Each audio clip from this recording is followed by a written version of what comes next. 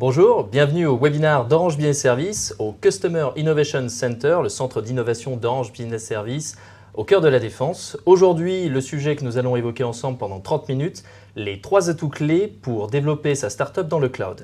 Alors pendant que les derniers arrivants se connectent, n'hésitez pas surtout à utiliser Mozilla comme navigateur pour vous connecter. Je vais vous présenter nos deux invités. À commencer avec Priscilla Fibleuil. Priscilla, bonjour. Bonjour Charles.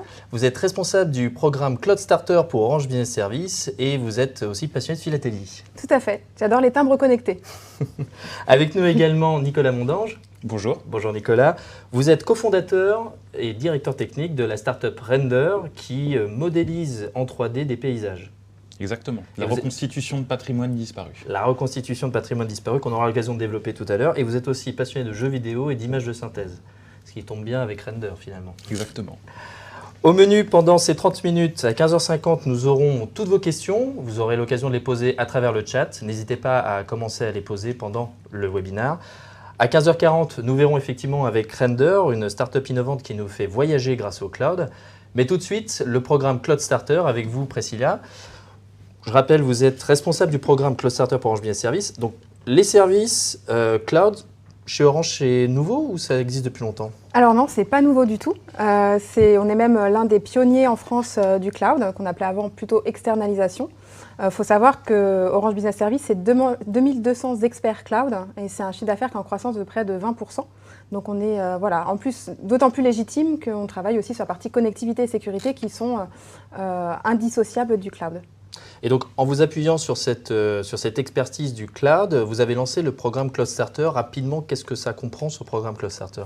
Alors, Cloud Starter en 2 mots, ça va être la fourniture pour les startups de services cloud gratuitement, d'expertise technologique, donc on va mettre à disposition nos experts cloud, et aussi de visibilité puisqu'on va rapprocher les startups de nos clients B2B. Alors, quand on parle de cloud, aujourd'hui, il y a des clouds privés, cloud hybrides. Quels sont les services que vous proposez aux startups pour qu'elles puissent se développer? Alors typiquement sur Cloud Starter, on a fait une sélection des offres qui étaient les plus pertinentes pour les startups. Donc on a 2 offres. On a Flexible Engine, qui est une solution open source sur un socle technologique qui est OpenStack, qui va permettre en fait d'héberger et de déployer des applications. Et ensuite, on a une offre qui s'appelle Platform Message, qui est plutôt une solution Platform as a Service, qui va permettre de gagner en productivité pour les développeurs. Donc on va booster leur productivité d'environ 90%. Et qui, en fait, c'est une plateforme qui va permettre de déployer, de développer en continu. Alors on voit qu'il y a quand même une offre qui est très très riche. Si une startup vient vous voir, comment elle fait pour s'y retrouver avec tout ce panel technologique? Alors justement, on ne laisse pas les startups toutes seules. L'idée, c'est vraiment de les conseiller, de les amener sur les bonnes technologies, sur les bonnes offres. Donc on a un dispositif d'accompagnement. Je parlais tout à l'heure des cloud coachs, donc les experts qui vont les aider à s'orienter vers les bonnes technologies. Je donne un exemple, je suis une startup, je vais faire une expérimentation sur du machine learning. On va mettre en face le bon expert pour l'accompagner et faire le bon choix. On va aussi les aider avec une dizaine d'heures comprises pendant toute la durée du programme à créer l'infrastructure, à la modéliser et à la mettre en place. Alors vous disiez que c'est un programme qui peut durer jusqu'à combien de temps? Jusqu'à 2 ans. En fait, c'est un programme qui est renouvelé tous les 6 mois. Tout simplement, si une startup n'utilise pas les plateformes, on attribue le slot à une autre startup. Mais c'est un programme sur 2 ans d'accompagnement, de visibilité. Donc, vous dites que vous mettez à disposition donc, le cloud et l'accompagnement d'Orange à disposition des startups gratuitement. Du coup, vous devez avoir une flopée de startups qui viennent vous voir en disant « je veux faire partie de ce programme ». Comment vous faites pour les sélectionner? Alors, la sélection chez nous, c'est un peu comme The Voice. En gros, on va proposer aux startups de nous pitcher leur projet, de nous expliquer ce qu'elles veulent faire, comment elles veulent le faire, et aussi leur perspective d'évolution à moyen et long terme. Ensuite, on va les sélectionner, donc on va déjà décider si elles entrent ou pas dans le programme. La deuxième étape, c'est de décider sur quel niveau. Puisque le programme Cloud Starter, c'est 3 niveaux. Un premier niveau qui va consister à fournir juste la partie hébergement pour des startups qui n'ont pas forcément une solution technologique, mais qui vont vouloir héberger en early stage leur solution et éventuellement pouvoir la déployer à l'international, puisque c'est une des valeurs ajoutées de l'offre, c'est qu'elle est accessible partout dans le monde à partir d'une simple console, d'une seule console. Ensuite, le deuxième niveau, ça va être une startup qui va être plutôt innovante, donc qui va proposer une solution dans les domaines FinTech, IoT, Big Data, Blockchain, modélisation 3D. Et le troisième niveau, c'est de pouvoir intégrer le portfolio d'Orange Cloud for Business ou d'Orange Business Service et de pouvoir être revendu auprès de nos canaux de vente. Alors, vous disiez que c'est un peu à la méthode de The Voice. Bon, bien sûr, au-delà du délire d'imaginer des personnes qui se retournent en appuyant sur un buzzer. On a essayé, c'était trop compliqué. C'était trop compliqué. Ces personnes qui choisissent les startups, ce sont qui? Ce sont des responsables marketing qui les accompagnent pendant 2 ans? Exactement. En fait, on a une équipe réduite de 3 personnes qui sont vraiment focalisées là-dessus. On a une personne qui sera le contact commercial dédié, puisqu'il faut un suivi sur ces 2 ans. On a une personne experte sur les solutions donc dites infrastructure as a service et plateforme as a service. Et on va ajouter aussi une personne de la stratégie spécialisée sur la partie innovation. Donc ça, c'est en temps normal. Sur l'intégration du portfolio, on va avoir une 4e personne qui va entrer en ligne de compte. C'est un expert marketing qui va faire une analyse du marché et voir comment on peut intégrer la startup au portfolio. Alors justement, ce troisième slot que vous expliquiez sur le niveau d'appropriation de la startup, c'est-à-dire que vous avez un accompagnement technologique, une sorte de coaching, un accompagnement humain, mais en plus de ça, la startup devient un business partner et vous l'accompagnez à la fois dans son développement, mais aussi pour vous. Exactement. En fait, le meilleur exemple qu'on ait, c'est, je vous parlais tout à l'heure des 2 solutions, c'est Flexible Engine et Platform SH, qui sont utilisables gratuitement dans notre programme. Et pour la petite anecdote, Platform SH, à la base, c'est quand même une start-up qu'on revend maintenant à nos canaux de vente. Donc vous êtes le meilleur exemple pour vous-même. Voilà. Et donc maintenant, Platform SH offre des capacités également gratuitement aux start-up membres. Donc le bon exemple, c'est Platform SH. En gros, on a un go-to-market commun. Et la solution est revendue par nos vendeurs Orange Business Service. Donc ça permet une exposition sur le marché, une visibilité sans pareil pour une start-up.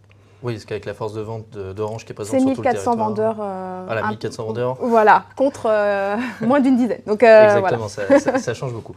Espérons, on va voir ensemble l'exemple de Render, qui est aussi une start-up innovante qui fait partie du programme Cloud Starter, avec Nicolas Mondange, qui je rappelle est le cofondateur de la start-up Render et directeur technique. Alors Render, votre start-up, elle nous permet de voyager dans le temps, de redécouvrir d'anciens sites disparus. Comment ça se passe ce petit miracle finalement ? Alors, ce petit miracle, il prend naissance grâce à un combo de technologies. D'abord, la réalité virtuelle qui arrive sur smartphone, qui permet de la donner au plus grand nombre. Le cloud, qui permet de faire des calculs très complexes, aujourd'hui de manière très accessible, sans un coût exorbitant. Et un moteur 3D qu'on a mis en place il y a 12 ans. Et du coup, ce combo de technologies nous permet aujourd'hui d'arriver à reconstituer le patrimoine disparu en images de synthèse. Vous avez quelques exemples là, dont vous pouvez nous parler ? Alors oui, par exemple, l'exemple type, ça va être la ville du Touquet, qui était complètement détruite durant la Seconde Guerre mondiale. Et donc là, du coup, on avait beaucoup de données, de ressources, de photos de cette époque qui nous ont permis de reconstituer la ville d'une manière assez fidèle, telle qu'elle était avant sa destruction et les bombardements. Alors, donc du coup, vous travaillez avec des historiens, des architectes, et j'avais lu qu'il fallait plusieurs millions de points de repère pour pouvoir recréer un décor. C'est un vrai travail de fourmi. Comment est-ce que vous faites pour tout récupérer et analyser en termes de données ? Alors, il y a des parties qui sont automatisées et des parties qui ne le sont pas. Pour les parties automatisées, par exemple, on va prendre des données satellitaires, notamment la mission SRTM-1 de la NASA, qui sont libres d'accès. Et là, on a toute la topologie. Ensuite, on va éventuellement retravailler un peu la topologie en fonction de la date, mais c'est déjà une grande partie des données. Ensuite, pour tout le reste, tout ce qui est fait à la main, donc là, c'est des artistes 3D qui vont faire le travail à la main, et là, ils s'appuient sur tout type de données qu'on peut trouver. Ça va être des textes, des photos, le cas échéant, des gravures, des dessins, des peintures à l'huile, tout ce qu'on peut trouver. Et donc après, du coup, le résultat, c'est qu'avec mon smartphone, je vais sur un site et j'ai plus qu'à me balader avec le regard pour retrouver le décor de l'époque. Tout à fait. Sur un lieu donné, vous aurez la choix du direction du regard, mais dans un parcours qui sera prédéterminé. Oui, parce qu'on ne peut pas non plus faire ça de manière... C'est une vidéo à 360 degrés, du coup. Ah, quand même, oui. Et alors, du coup, est-ce qu'au début de vos recherches, quand vous êtes lancé avec Render, est-ce que Cloud, c'était une évidence pour vous en termes de solutions technologiques ? Alors oui, c'était clairement une évidence dans le sens où pour pouvoir présenter une solution qui puisse répondre aux problèmes, déjà à cette époque, il nous fallait une architecture de type cloud. Donc tout a été pensé depuis sa conception au tout début, il y a 12 ans, pour fonctionner sur des architectures de type cloud. Et c'est vrai qu'aujourd'hui, on met souvent en commun le cloud, le big data et l'analyse de données. C'est encore plus vrai aujourd'hui quand on parle de millions de repères.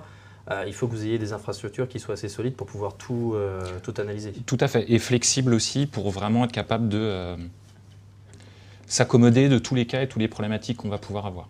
Alors du coup, comment vous en êtes, vous avez découvert ce programme Cloud Starter avec Orange? Alors, à la base, on a participé à un hackathon dans lequel Orange était aussi présent. Et c'est comme ça qu'on a rencontré l'écosystème Orange. La problématique de ce hackathon, c'était le tourisme et les nouvelles technologies. Et du coup, durant ce hackathon, avec l'écosystème Orange, on a co-construit le service d'aujourd'hui. Et petit à petit, on est rentré dans le programme d'incubation Orange Fab France. Et ensuite, on a été sur le Starter Cloud. Donc c'est une intégration au sein de l'écosystème Orange qui s'est fait au fur et à mesure, petit à petit. Ah, ça, vous êtes entré par le programme Startup et puis après on a su vous repérer en disant le programme Starter Cloud c'est pour vous. Alors du coup quand vous avez intégré ce programme, quelle a été on va dire la meilleure surprise? C'était l'accompagnement technologique ou l'accompagnement humain? Les deux. L'accompagnement technologique parce que du coup la flexibilité offerte par le cloud d'Orange est vraiment très souple. Et du coup, ça nous permet de tester plein de types d'architectures différentes, là où nous, en tant que start-up, il aurait fallu acheter potentiellement une centaine de machines pour pouvoir tester tout ça.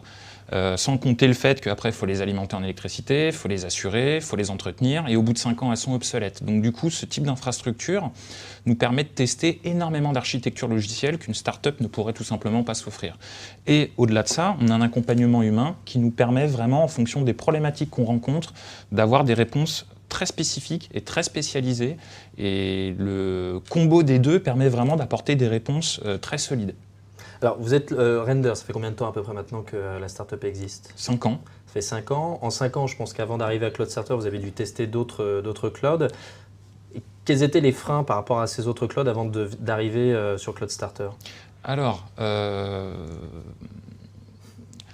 les freins peuvent être multiples, mais généralement, le plus gros frein, c'est que beaucoup de concurrents, Cloud, autres qu'Orange, n'ont pas une architecture aussi flexible. Et ce qui fait qu'une fois qu'on commence à rentrer dans leur système, on a un peu du mal à en sortir. Là où Orange, grâce à leur système OpenStack et la flexibilité native de tout l'environnement, vont vous permettre de, à n'importe quel moment, pouvoir évoluer, rebondir, changer complètement d'architecture. Et ça, c'est quelque chose qui a une valeur inestimable. À la fois en termes d'apport matériel, mais est-ce qu'en termes de temps aussi? Parce qu'effectivement, tester une solution puis une autre, si c'était fait avec des machines présentes dans vos locaux, il faudrait tout rechanger. Tout à fait. Et là, en même pas 2 jours, vous pouvez passer d'une architecture à une autre? Ah oui, même en moins de 2 jours. En moins de 2 jours même? Oui, oui, oui. Et alors, du coup, cet apport technologique, donc vous travaillez avec Orange, vous êtes une start-up, on va dire, brandée, enfin pas brandée Orange, mais qui est taguée en partenariat avec Orange. Tout à fait. Au-delà de l'apport technologique, est-ce que pour vous, il y a eu un autre apport du fait de travailler avec Orange? Alors oui, un énorme apport en termes d'image. Vis-à-vis des clients? Vis-à-vis des clients.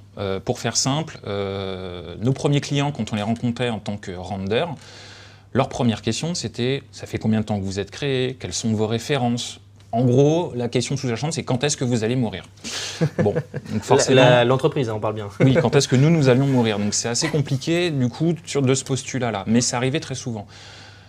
Après être entré dans le parcours d'Orange, on jouit de leur image. Et du coup, cela permet de transformer complètement le discours de notre client. Et du coup, aujourd'hui, c'est devenu, nous sommes très intéressés et ravis que vous veniez jusqu'à nous et qu'est-ce qu'on peut faire ensemble. Et donc, ça a complètement transformé le discours du client. Du coup, vous passez moins de temps à expliquer votre espérance de vie et plus à se dire comment est-ce qu'on peut vous rendre service, comment on peut vous accompagner sur la collectivité. Justement, sur ce point précis, on parle de l'accompagnement business. Est-ce que vous organisez des événements avec les startups et les clients d'Orange? Alors oui, je parlais tout à l'heure de visibilité dans le programme. Alors elle se matérialise de différentes façons. Ça peut être des vidéos, des webinaires comme aujourd'hui, mais c'est aussi beaucoup d'events. Et par event, on entend donc des events qu'on organise nous-mêmes. On a lancé une série qui s'appelle Tech for Business. Et l'idée, c'est de rassembler entre 20 et 30 clients B2B d'Orange. Et en face de ces clients, on va mettre une start-up ou 2 startups qui sont membres du programme. Et donc l'idée, c'est déjà, d'une part, parce que c'est pas complètement gratuit de notre part. Hein. Ce qu'on veut, c'est montrer la puissance de notre cloud et si une startup peut aller dessus et développer des produits innovants dessus, qui peut plus, peut le moins. Oui. Et d'autre part, nous, notre intérêt, c'est vraiment d'être dans une logique de grandir ensemble. moi, plus une startup va avoir de clients, plus une startup va signer de contrats, plus mon programme sera réussi. Donc l'idée, c'est vraiment de faire rencontrer nos clients avec les startups et même d'aller au-delà et d'aller sur de la co-innovation parfois sur certains cas. Comme avec la plateforme Message finalement. Comme avec plateforme Message, exactement. Et donc on a les events qu'on organise nous-mêmes, donc les fameux Tech for Business, et après on va aller emmener les startups avec nous sur différents événements. Donc les plus connus de l'écosystème, les Web Summit, les Vivatech, les Slush, etc. Mais aussi avec notre partenaire Huawei qui fournit une partie du socle technologique de Flexible Engine. On va pouvoir les accompagner à Shanghai, à Rome, lors des Huawei Connect qui rassemblent énormément de clients. Donc vraiment, c'est un dispositif. La visibilité, c'est une des pierres angulaires du programme. Alors, du coup, effectivement, si on reprend sur votre parcours sur le cloud, Nicolas, si là, par exemple, aux personnes qui nous regardent, demain, elles veulent effectivement se lancer sur le cloud et qui sait après en deuxième étape sur Cloud Starter, si vous aviez des astuces ou des points de vigilance à leur dire, ce seraient lesquels en premier ? Alors, d'abord, au niveau du développement de la problématique, faut s'assurer que le processus qu'on met en place peut être réalisé de manière concurrente à tout niveau. Si on arrive à à formuler le problème de cette façon-là, on a gagné, on est sûr que ça pourra être extensible quasiment à l'infini, et là on pourra aller très très loin en termes d'évolution du service. Après, la deuxième chose qui est un peu dans le même aspect, c'est de faire attention avec quel prestataire de cloud on va faire ce projet-là. Parce que du coup, il faut être sûr qu'on soit capable d'évoluer à tout moment en cas de forte demande ou en cas de pivotage du service ou ce genre de choses. Donc c'est les deux points vraiment à bien respecter. Une architecture qui soit concurrente à tout niveau et bien choisir son prestataire de cloud. Alors du coup, si on reprend effectivement pour répondre à la question au titre de ce webinaire, si on doit reprendre les atouts clés, vous me dites si ça vous va, Priscilla et Nicolas. Le premier, c'est l'accompagnement technologique, puisque bon, le cloud aujourd'hui ne se fait pas avec une baguette magique. Il faut avoir des serveurs, il faut avoir des accès qui soient très souples, très flexibles, comme vous disiez. Un accompagnement humain, parce qu'effectivement, quand on est d'une start-up, on n'a pas forcément toutes les ressources et toutes les compétences pour tout comprendre du premier coup, ce qui permet aussi vous-même de monter en compétences au fur et à mesure en testant différents scénarios. Et puis un accompagnement business, parce que c'est bien beau de vous faire grandir, mais in fine, la portée, c'est quand même après derrière d'aller faire des affaires avec les différents clients. Et c'est vrai que là, l'accompagnement business avec le réseau en plus d'Orange et les 1400 vendeurs, comme vous disiez Priscilla, il y a une vraie valeur ajoutée. Donc l'accompagnement technologique, l'accompagnement humain et du coup l'accompagnement business. Tout à fait. C'est exactement ça. Et globalement, je dirais aussi une forme de bienveillance d'un écosystème qui aide des entreprises plus petites à grandir. Oui, c'est ça, qui tire vers le haut. Qui tire vraiment vers le haut et d'une manière juste. Autant que se peut. C'est pas toujours le cas. Alors, on va passer à la partie questions-réponses.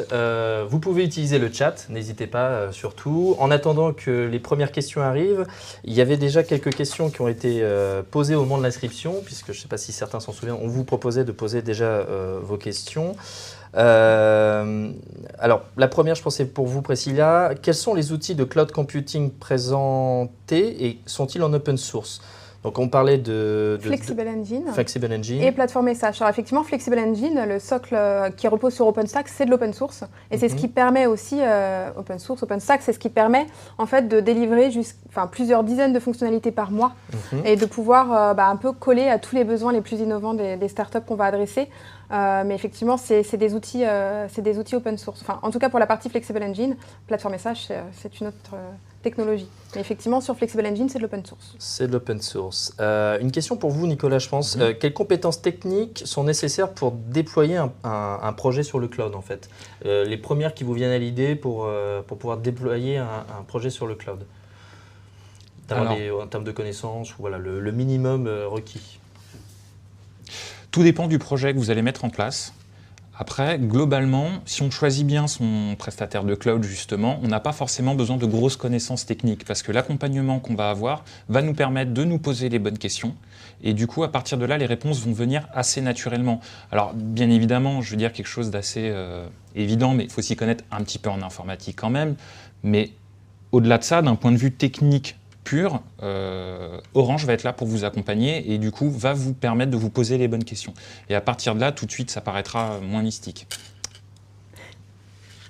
Oui, si je peux compléter, en fait, dans le programme, effectivement, de base, vous avez 10 heures pour être accompagné par les Cloud Coach 10 heures qui sont consacrées uniquement pour ce que je disais, la modélisation de l'infrastructure, et vous allez à prendre les bonnes décisions, à déployer de telle ou telle façon, à faire tel ou tel choix. Donc on ne laisse pas les startups toutes seules, mais effectivement, notre cible, ça va plutôt être les CTO ou les CEO un petit peu technophiles. Mais après, ça demande pas. Après, c'est ce que vous allez déployer au-dessus qui va demander des compétences, pas tellement le fait de déployer l'infrastructure cloud. Oui, parce qu'Orange ne va pas développer la solution ou l'application pour la startup. On fournit l'infrastructure sur laquelle va être déployée l'application développée par la startup. Nous, on s'engage juste à fournir une infrastructure qui est flexible, comme disait Nicolas, qui est disponible et hautement disponible. Et qui va être sécurisée, puisqu'on sécurise en fait toute l'infrastructure par Orange Cyberdéfense, par des experts de la sécurité. On s'engage là-dessus. Après, toute la partie technologie au-dessus, les applications qui vont être déployées sont généralement développées par la startup.